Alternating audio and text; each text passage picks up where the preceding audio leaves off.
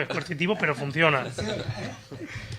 Voy a dar la palabra ahora a José Luis Ferraro, que viene de la Pontificia Universidad Católica Río Grande del Sur y que viene a presentarnos una comunicación titulada Educación y Gubernamentalidad Neoliberal para comprender el panorama brasileño.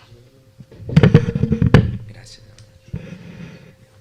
Muy bien, buenos días a todos y a todas.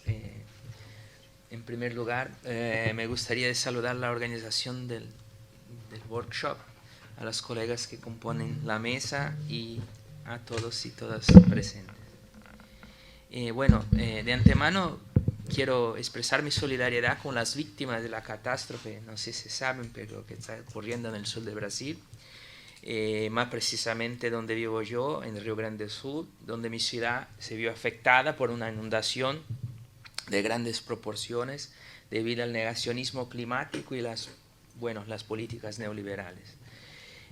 Políticas estas que han vaciado cada vez más el propósito de un Estado protector, de un Estado de bienestar, y por lo tanto me gustaría dejar mi solidaridad con mis amigos y familiares que se encuentran en este momento en Porto Alegre, mi ciudad y las ciudades vecinas en el sur de nuestro país. Sobre el tema propuesto en este workshop, gobernar la incertidumbre después de Foucault, me gustaría decir que lo que me propuse hablar tiene que ver con eso, sobre cómo el neoliberalismo nos lleva cada vez más hacia un escenario de incertidumbre para muchos, a cambio de seguridad para pocos. Por lo tanto, dado que el desastre mencionado no puede considerarse natural, ya que también es efecto de la desinversión en el Estado y por lo tanto debe politizarse, es la educación que ofrece alguna posibilidad de ruptura con las políticas neoliberales que, al fomentar únicamente valores individuales, nos desfiguran cada vez más como sociedad, especialmente por la desaparición de la idea de lo común. Sin embargo, creo que el gobierno de la incertidumbre, no solo a partir, sino incluso después de Foucault, tiene que ver con un continuo cuestionamiento de las estructuras de saber-poder, de las instituciones, de los discursos, de su subjetividad, de los discursos y de su maquinaria de producción de verdad y sus efectos en términos de producción de subjetividades. En este sentido, que esta postura crítica ante la incertidumbre planteada por el propio neoliberalismo debe ser tomada como el eje de la problematización Foucaultiana. Por lo tanto, mi breve exposición sobre el neoliberalismo y educación en Brasil está inspirada mucho por el análisis que el filósofo nos ofrece, principalmente en el nacimiento de la biopolítica. Es a partir de ahí que deseo encaminar mi problematización en 10 puntos. Primer punto. Se trata del imperativo gobernar menos para gobernar más, que se refiere a la descentralización de las formas y estructuras de poder extendidas a las instituciones y dispositivos de seguridad. Así, si consideramos la educación como un dispositivo, observamos en su interior una serie de tecnologías educativas, como el propio currículo, en las escuelas, puesto en acción para hacer funcionar ciertos discursos, como el actual Currículo Nacional de Brasil, de carácter neoliberal, y que fue organizado no en el Ministerio de la Educación, pero por profesionales de la Fundación Lehman en Stanford. Un currículo orientado por la teoría del capital humano, construido a partir de competencias y habilidades, y no por objetivos educacionales. Segundo punto.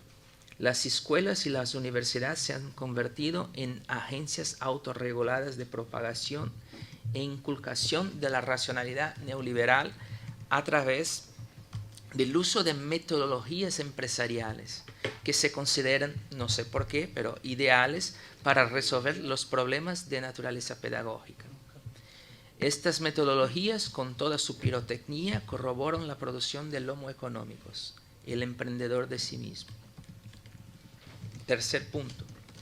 En términos de la racionalidad neoliberal, prevaleció una especie de anarcoliberalismo a partir del pensamiento vinculado a la escuela de Chicago, cuna de la teoría del capital humano, cuya creencia de que el capital mejor invertido es aquel invertido en el cuerpo de los niños.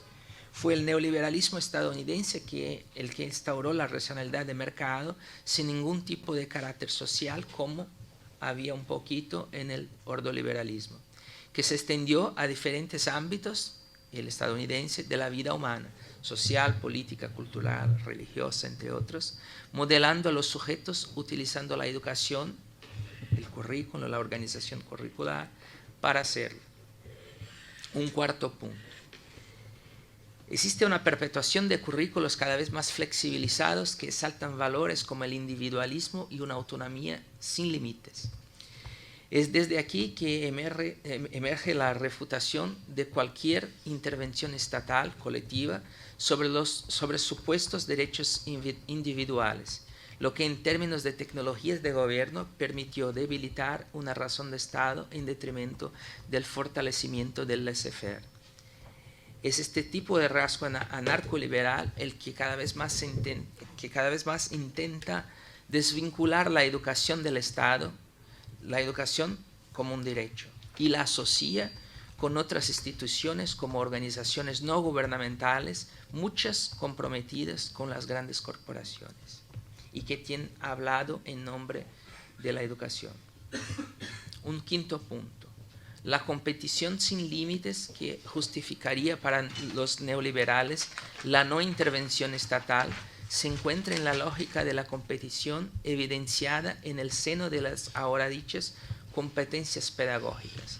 Estas supuestamente construidas y fomentadas por una constante acumulación de habilidades y destrezas que debe ser el compromiso que cada sujeto, ahora emprendedor, debe asumir consigo mismo, el emprendedor de sí mismo. Luego se trata de un naturalismo gubernamental que gobierna mucho más para el mercado de que con el mercado o a pesar del mercado.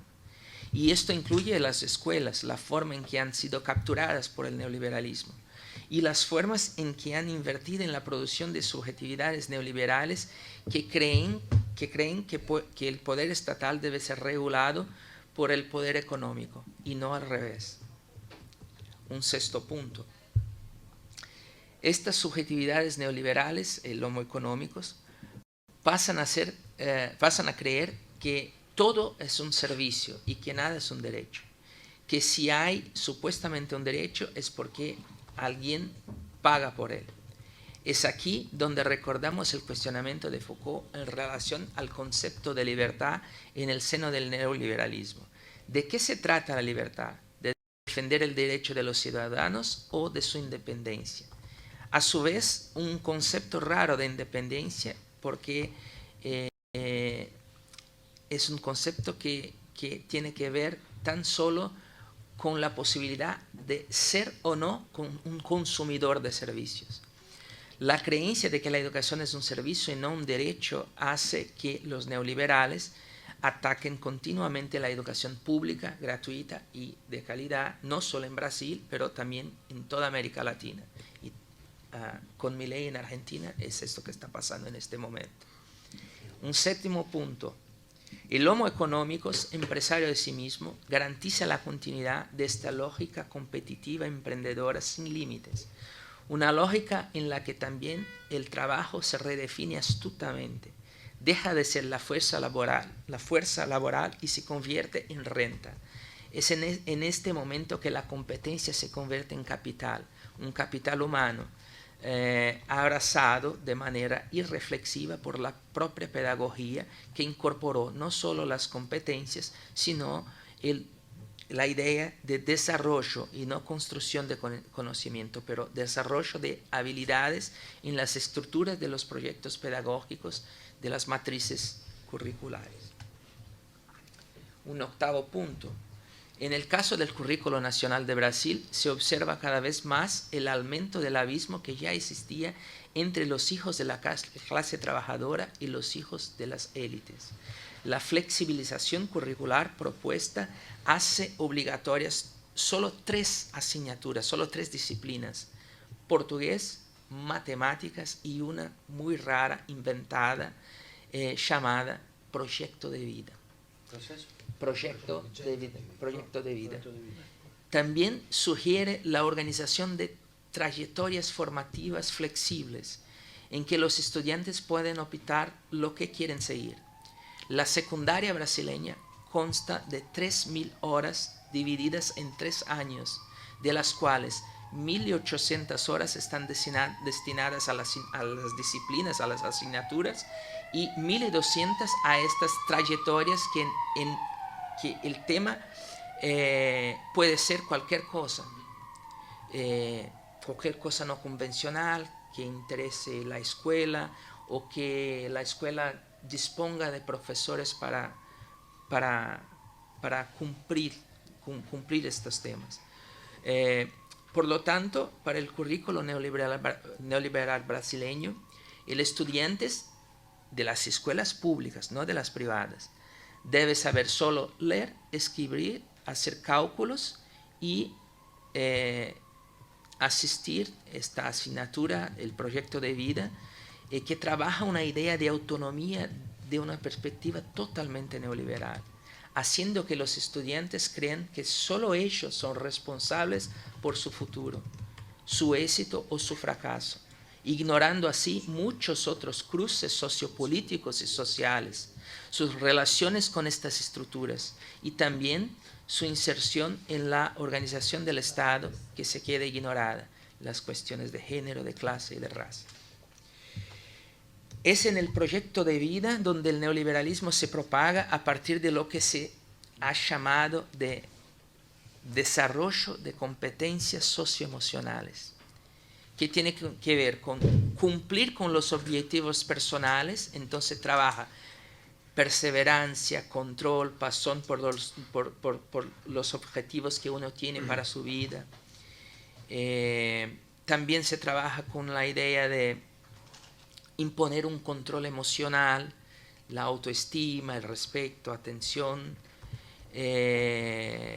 o con la idea de desarrollo de algún trabajo en grupo, la idea de una sociabilidad, pero que no es tan explotada, la idea de respeto, que es más tolerancia de que aceptación.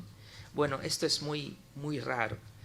Y todo esto parece un trabajo de coaching, la verdad, de ajuste de mentalidad, de mindset, un término de la moda. Formas de represión o encuadre de las subjetividades que en el caso de la subjetivación neoliberal se comprenden como elementos que agregan valor a uno mismo. Y por lo tanto se trata de un capital humano que le permite aumentar la renta, los ingresos. 9º punto.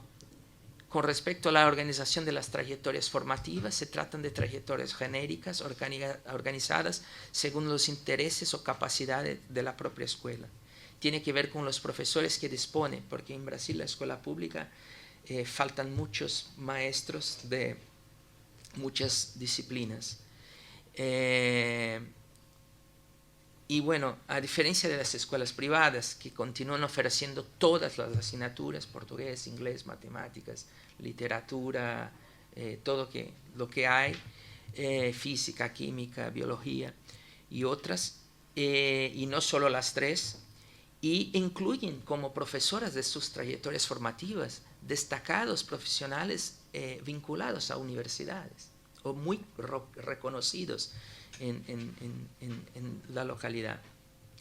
Y para terminar, el 10º punto, además también en Brasil hay otro problema, que es el tema de la militarización de las escuelas públicas, que se ha llamado escuela cívico-militar, que es un poco diferente de las escuelas militares. Las escuelas militares son gestionadas solo por militares. Las escuelas cívico-militares, la gestión pedagógica se hace por los civiles y la gestión disciplinar por militares. Pero ahí hay un problema muy grande, porque Bolsonaro entregó muchas de estas escuelas no solo a los militares de las Fuerzas Armadas, pero a la policía, que peor. O, ¿cómo se llama? Los bomberos acá también pueden tener sus propias escuelas.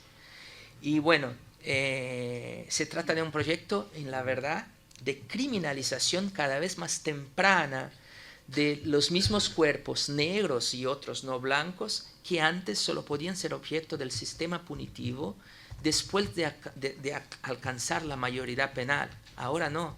En este caso se instaura ya dentro de la escuela un mecanismo punitivo para criminalizar las infancias y las juventudes populares. Es el fascismo como la aniquilación de la diferencia y el neoliberalismo autoritario lo que se impone dentro de la escuela con la militarización. Lo que hace repetir la historia que nos enseñó que nunca las políticas neoliberales se consolidaron por sí solas.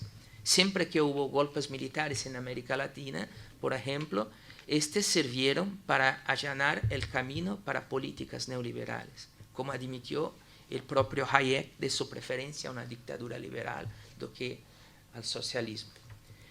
Conclusión. En conclusión, el análisis de Michel Foucault sobre la gubernamentalidad neoliberal es una herramienta valiosa que nos lleva a reflexionar sobre la complejidad de las relaciones entre saber-poder, mercado e individuo.